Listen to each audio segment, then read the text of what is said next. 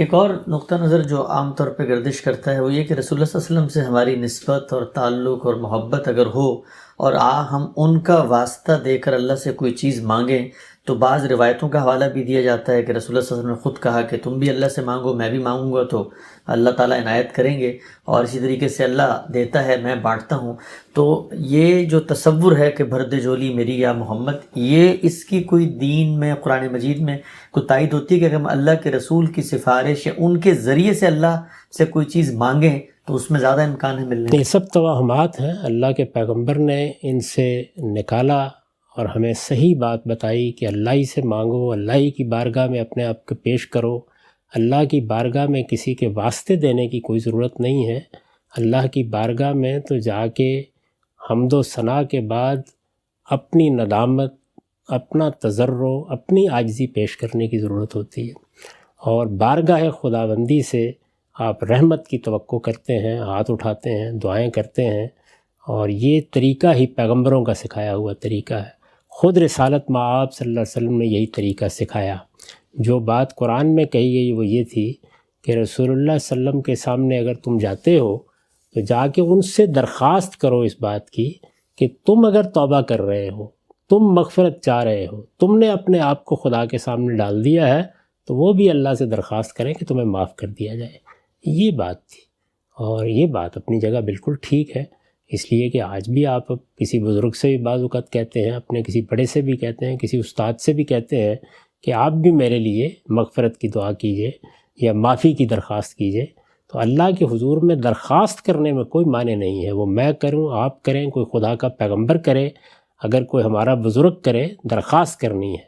لیکن یہ کہ اللہ کو کوئی واسطے دیے جا سکتے ہیں، یہ اجنبی تصور ہے۔ قرآن کے لیے بھی اور انبیاء علیہ السلام کی پوری تاریخ کے لیے بھی اللہ سے ہمیشہ براہ راست دعا کرنی چاہیے، اور ساری توقعات اللہ ہی سے وابستہ کرنی چاہیے۔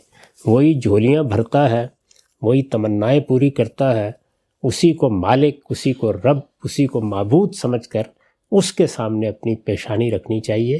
اور ہمیں مصیبتوں اور تکلیفوں میں یہ تعلیم دی گئی ہے کہ استعینوا بالصبر والصلاۃ، صبر اور استقامت کے ساتھ صحیح بات پر کھڑے رہو اور نماز پڑھ کے اللہ سے دعائیں کرو۔ تو دعائیں اللہ سے براہ راست دعائیں جس طرح کے پیغمبروں نے سکھائی ہیں، قرآن مجید میں پیغمبروں کی دعائیں بیان ہوئی ہیں، حدیثوں میں رسالت مآب صلی اللہ علیہ وسلم کی دعائیں بیان ہوئی ہیں، سب دعائیں براہ راست اللہ تعالیٰ سے ہیں۔ دعا کا ادب وہی ہے جو سورہ فاتحہ میں سکھایا گیا ہے۔ اللہ کی حمد و ثنا کیجئے، اللہ کے ساتھ اپنے تعلق کو بیان کیجئے۔ وہ تعلق کیا ہے؟ بہت عمدہ تعلیم ہے جو ہر نماز میں دی جاتی ہے۔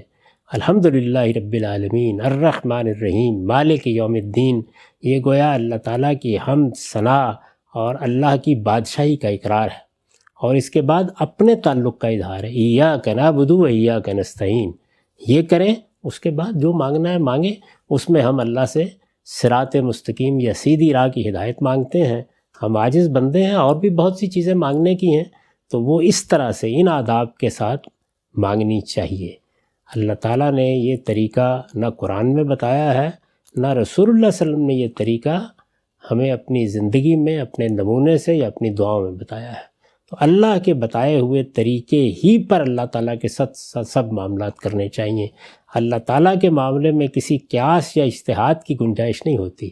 یہاں تو جو بات کہہ دی گئی، جس طرح کہہ دی گئی، جیسے بتا دی گئی، اسی طرح ہونی چاہیے۔ رہ گئی یہ بات کہ اللہ دیتا ہے اور میں بانٹتا ہوں، تو اس کا مقصد کیا ہے؟ اس کا مقصد یہ ہے کہ اللہ ہدایت دیتا ہے، اللہ کرم فرماتا ہے، اس نے غنی کیا ہے ہدایت دے کر، اس نے قرآن نازل کیا ہے، تو حضور فرماتے ہیں کہ میں وہ تقسیم کرتا ہوں۔ اسی طریقے سے یہ بات ان موقعوں پر کہی گئی جب کہ خمس وغیرہ کی تقسیم کا معاملہ تھا، یعنی رسالت مآب صلی اللہ علیہ وسلم کے زمانے ہی میں مسلمانوں کو بہت مال و دولت حاصل ہوا، تو اس میں بھی آپ نے گویا یہ بتایا کہ یہ میرا معاملہ نہیں ہے کہ تم مجھ سے کچھ توقع رکھتے ہو، یہ خدا کی عنایت ہے جو ہم پر ہو رہی ہے، اور بہت سی غنیمتیں آ رہی ہیں، میں تو صرف اللہ کے بتائے ہوئے طریقے کے مطابق تقسیم کر دیتا ہوں۔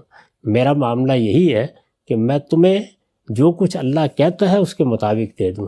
اس سے یہ مطلب نکال لینا کہ اب ہم نے بیٹے رسالت مآب صلی اللہ علیہ وسلم سے مانگنے ہیں اور ہم نے آرزوئیں اپنی پیش کرنی ہیں اور اپنی تمنائیں سامنے رکھنی ہیں وہ سب اللہ ہی سے رکھی جائیں گی. یہی توحید ہے، ایاک نعبد و ایاک نستعین.